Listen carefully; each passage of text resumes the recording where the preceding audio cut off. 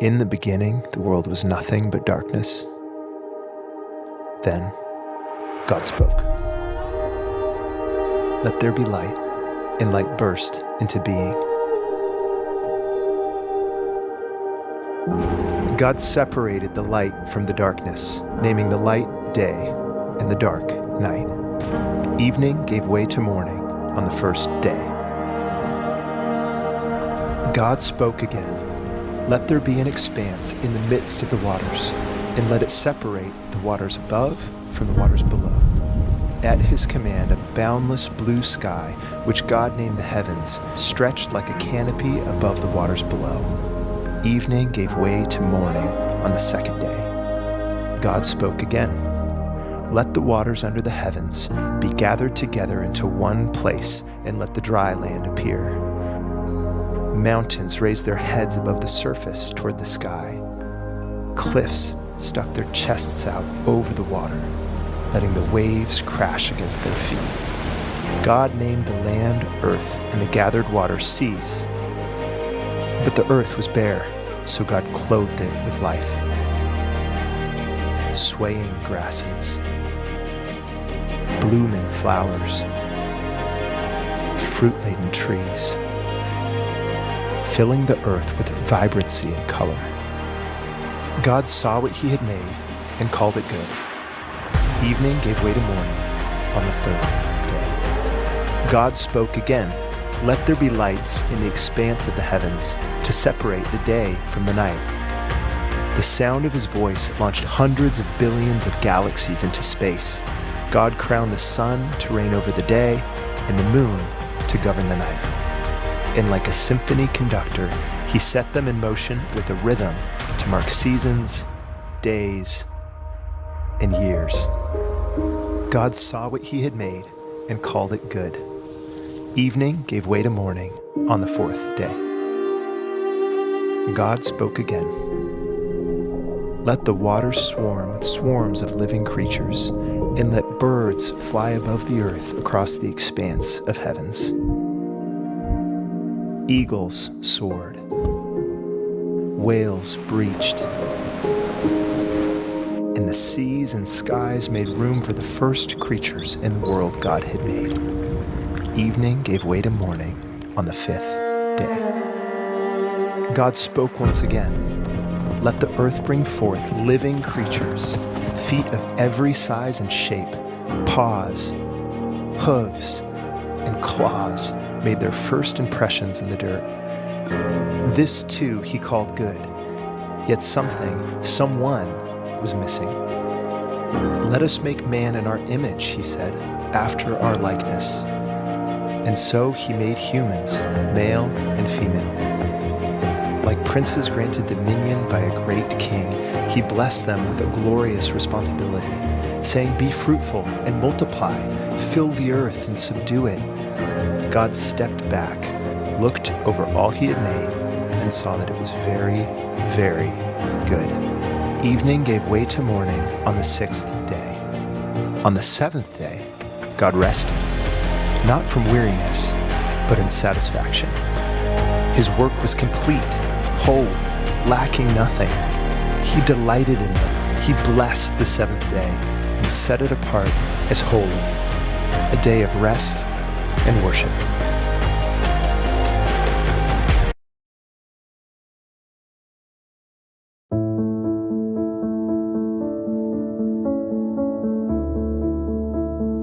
I want to understand if we can actually qualify evolution as a scientific theory. Obviously, we're speaking about macroevolution. Can this be qualified as a scientific theory? Well, we can take Darwin's words himself to answer that question. Darwin himself said that his ideas on evolution are entirely based and totally depends on Elias' geological speculations, which have since been disproved by cutting-edge sedimentology. In a letter, with regards to whether it's true science or not, his theory, in a letter to Asa Gray, he wrote, quote, "I am quite conscious that my speculations run beyond the bounds of true science. It is a mere rag of an hypothesis with as many flaws and holes as sound parts." Close quotes. At least he's honest. Now, the speculative nature of evolution, so obviously there's been about 150 to 200 years of time since Darwin published The Origins of the Species. And so we can also hear what others have had to say. And the fact of the matter is that there are, despite the very prevalent and dogmatic support that theory of evolution commands today amongst the scientific community, there are a leading and growing number of honest scientists that, following 150 years of fruitless searches for evidence that would support the theory, has spoken about the Darwin's theory. We have Dr. Ernst Chain, Nobel Prize-winning biochemistry, who helped develop penicillin in 1972. He called the theory of evolution, quote, "a very feeble attempt to understand the development of life," close quote. In another statement he made, he said, quote, "I would rather believe in fairies than in such wild speculation as Darwinian evolution," close quote. We have Louise Bonouret, professor of geology at the University of Strasbourg, say, quote, evolutionism is a fairy tale for grown-ups. This theory has helped nothing in the progress of science. It is useless, close quote. And we have Albert Fleischmann, German professor of geology, say, quote, "the Darwinian theory of descent has not a single fact to confirm it in the realm of nature. It is not the result of scientific research, but purely the product of imagination," close quote. Obviously, we don't want to appeal to authority in our discussion, but I think it's important to give a perspective on the words that Darwin himself used, but also on the words of other scientists, eminent scientists, Sure. that have taken a dispassionate view on the topic.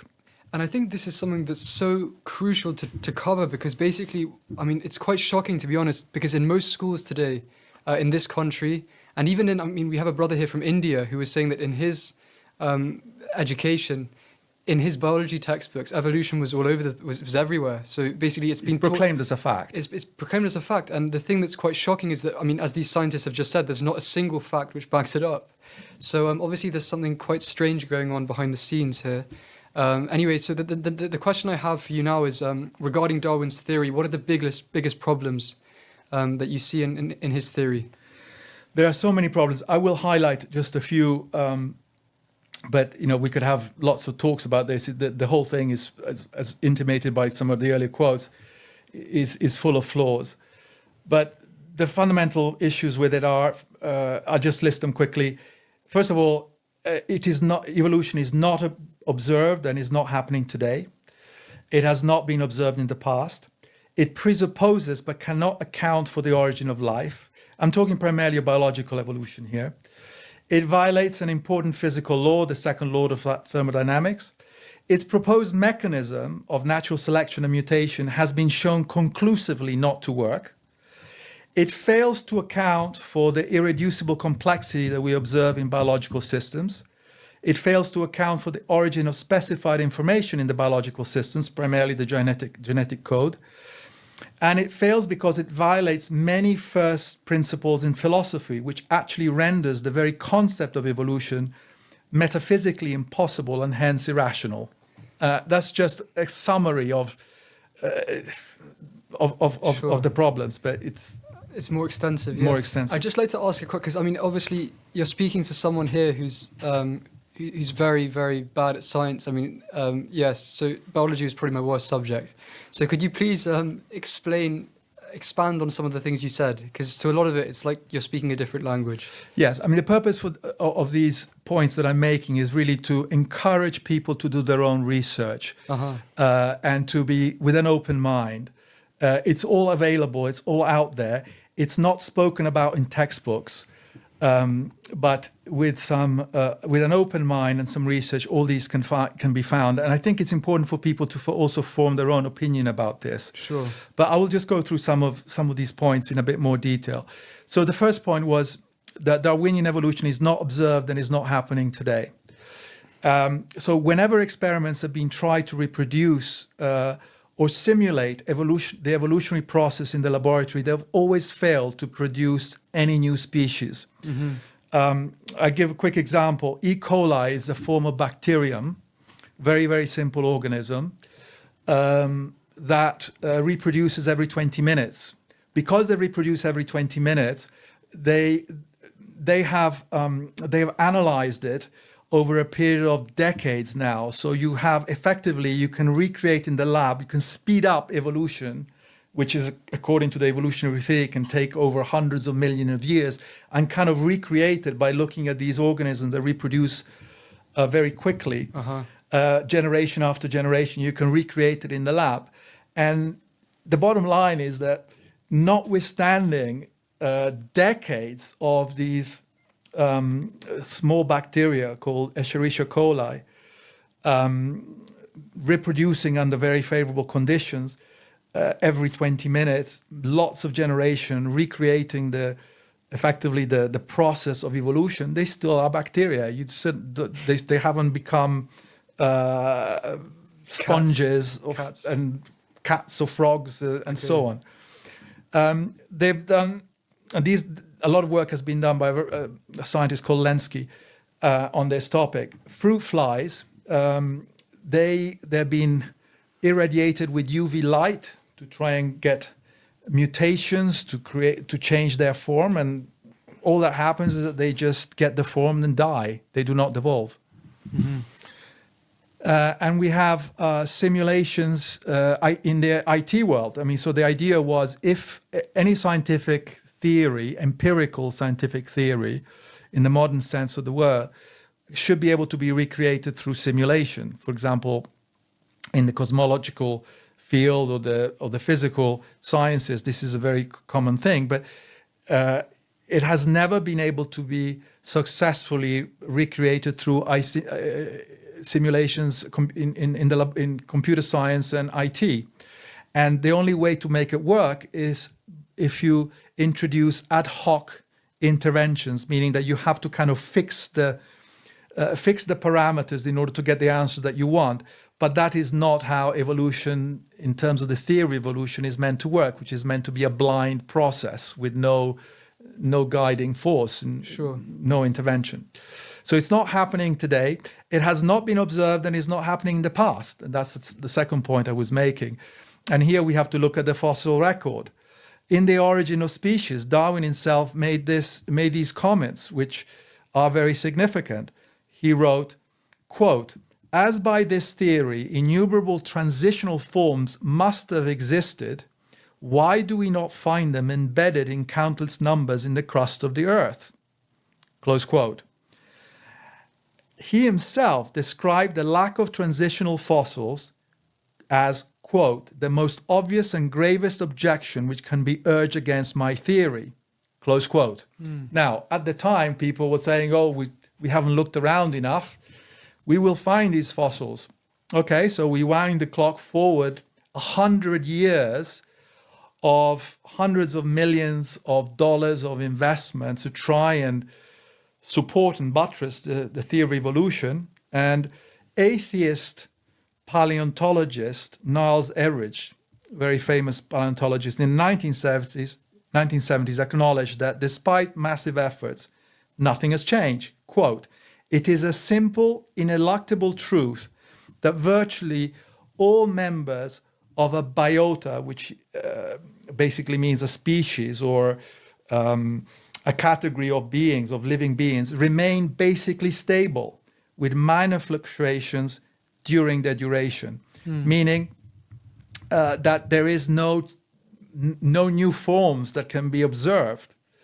The reality is that no meaningful fossils of the intermediate forms that are required by Darwinian evolution has been found to date. Despite the existence of billions of fossils, such a large number, incidentally, argues for a catastrophic event like the global flood. But the fact that these transitional forms, as you evolved over time from the simplest organism all the way through ultimately to man, you would expect a lot of intermediate forms, Sure, yeah. but they just don't exist. They haven't been found. As evolutionary atheist biologist Jeffrey H. Schwartz admitted, quote, "Instead of filling the gaps in the fossil record with so-called missing links, most paleontologists found themselves facing a situation in which there were only gaps in the fossil record, with no evidence of transformational intermediates between documented fossil species, close quotes. These are scientists themselves saying this. What we see instead is the same living forms persisting over supposedly hundreds of millions of years of supposed evolution. There are fossils of squids that are supposed to be hundreds of millions of years old that look indistinguishable from the squids of today. Bugs stay bugs, as David Belinsky famously said. There's no evidence in the past that evolution has happened. Evolution presupposes, but cannot account for the origin of life. Scientists have never been able to generate even the very basic constituents of life from simple chemicals, despite decades of research and hundreds of millions of dollars of investment. For example, there's no assembly of amino acids, which are the constituent blocks of proteins, into proteins under abiotic conditions. And the work of James Tour, who's one of the most credentialed origin of life scientists in the world, with 800 research publications, over 130 granted patents, and over 100 pending patents, he basically indicates that there are unsurmountable technical difficulties of generating even the simplest of biological molecules, let alone any kind of simple organism. Experimentally, it's impossible. This primordial soup model that you often see in many of the biological textbooks is just a fairy tale, it's a fable. Mm-hmm. It violates the second law of thermodynamics. This is a physical law that basically says that everything tends from an ordered state to a disordered state. If all the experience that we have is that all natural and physical processes, for example, solar radiation, but also rain, wind, etc., are processes of decay that eventually disintegrate all complex systems. Things will fall apart over time. That's the sort of basic law that it's called the second law of thermodynamics. They can vary the existing parameters of a system. For example, iron can rust, but it cannot innovate the system and cannot change one thing into another, particularly something that is more complex and more ordered. Sure. And yet, we are believed that you can get through these processes, these same processes, from molecules to man, as long as we have billions and billions of years of time. Sure. But the bottom line is you cannot get order and complexity from disorder, no matter how many billions of years you're waiting. A pile of building materials will not become a house, no matter how long you wait, just by waiting for the rain and the solar radiation to make it happen. It's just not going to happen. In fact, over time, the building materials themselves will crumble and disappear. Sure. And you might get onto this later, but an interesting thing that I heard in a talk by Father Rippiger is that he basically said, pertaining to this, he said, you can't give what you don't have, right? So a piece of bacteria can't give the complexity that a human being has. It's impossible because, basically the cause has to be greater than the effect, right? You can't create something that you don't have. I can't make you rich if I don't have $5. It's like that kind of thing. So thank you. So continue. Sorry to interrupt. We also have the proposed mechanism of biological evolution just doesn't work. We call it it's called genetic entropy. A lot of very good work has been done by Dr. Jan Sanford of Cornell. What he did is he measured the accumulation of human mutations at around 100 new mutations per generation. Now, most mutations have a near neutral effect, are slightly deleterious, slightly negative. A beneficial mutation, things that will give an improvement, are so rare that they're not even considered, essentially. The bottom line is this. Every single mutation in the genetic code over time will either have no effect or degrade functionality. They will degrade. They do not add functionality. It's a bit like if you have a piece of software and you have a software bug, you're not going to get anything an improvement in your software. It's going to degrade and probably stop working. And what John Sanford demonstrated through his work is that we as humans are actually degrading. We're actually becoming dumber. We're not evolving. And interestingly, the rate of mutation tallies with the biblical chronology. That's one of the reasons why the patriarchs lived for so long, because they were closest to the perfect prototype of Adam. That's very interesting. And over time, all these mutations started to accumulate. And that's why lifespan decreased very significantly. We are getting a slight uplift recently, but that's nothing to do with the genetic situation. It's some improvement of sanitation and medical care. Sure. But in terms of our genetic patrimony, we are degrading. Sure.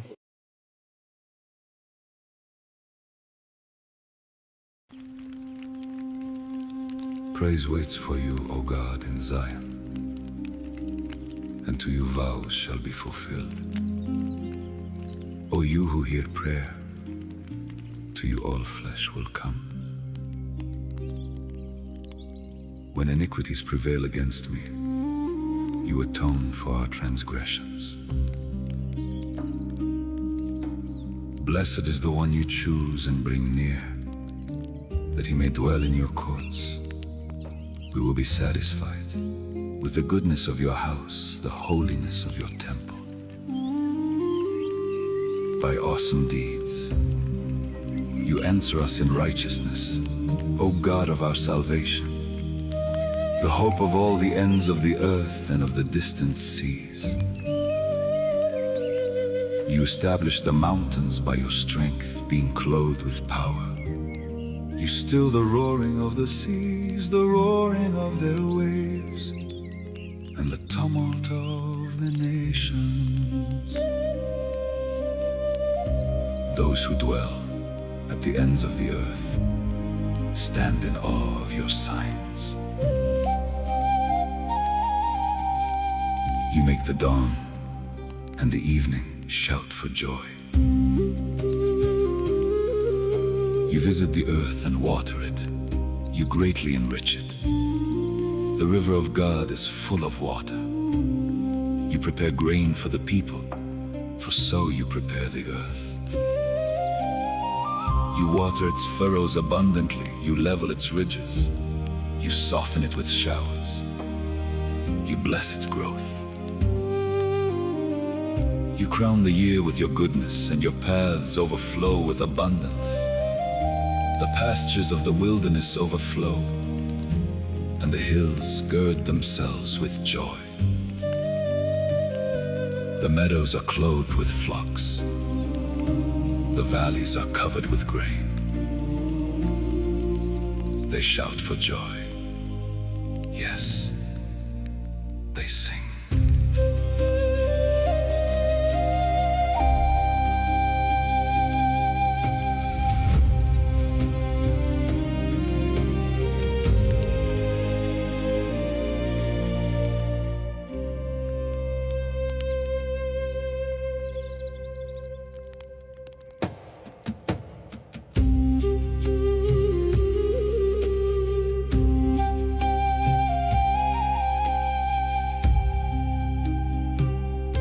Praise waits for you